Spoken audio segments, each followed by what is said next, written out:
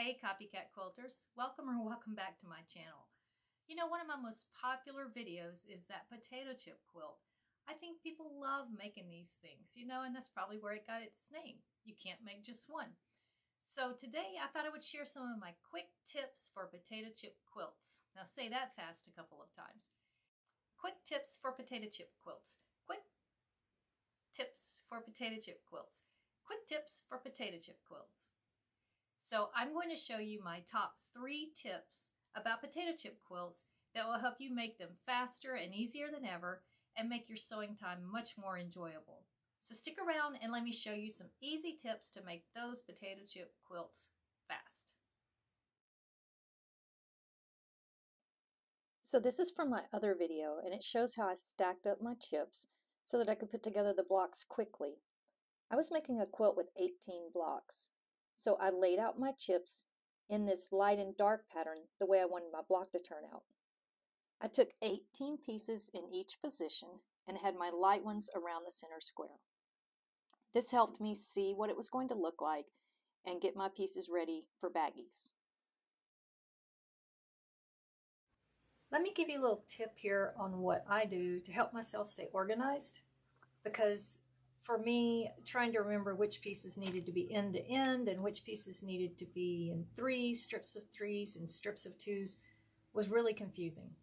So I went through and laid out all the pieces for all my blocks the way I showed before, and then I stuck them in baggies. I am the queen of plastic baggies. I buy these things in gross from Amazon because I use them in the freezer for food and just sewing everywhere.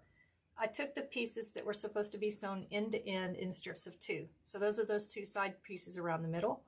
And I put them in this baggie stacked. And I drew a picture that these are the ones that are supposed to be sewn end to end on the short end in blocks of 2. And then these are my center pieces. So I show that, and I know that the dark ones are in the middle and the lighter ones are going to be on the top. That's from my pattern. So I show that to sew the 2 dark ones side by side long ways. And then whenever I finish that, sew the lights on top and bottom of it. This one shows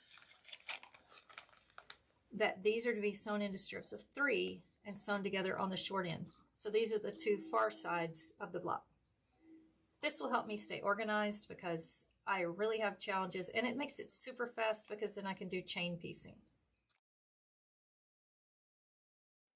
So are you ready for the big secret about potato chip blocks? Guess what? They are just courthouse square blocks. Just like with courthouse square, you start with a center block, you add sides, you add to the top and bottom, you add sides again, and you add to top and bottom. And that's a courthouse square. So the potato chip block is the same idea.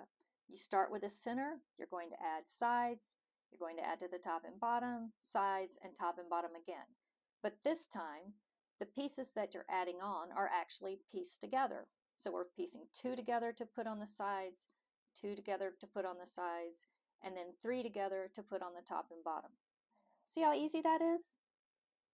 You know, if you enjoy my videos, I hope that you do that like, subscribe, notify bell thing down there, because it really helps YouTube to put me into the algorithm and get me out to see more people. There are a lot of voices out on the internet, and all of us have our unique way of doing things.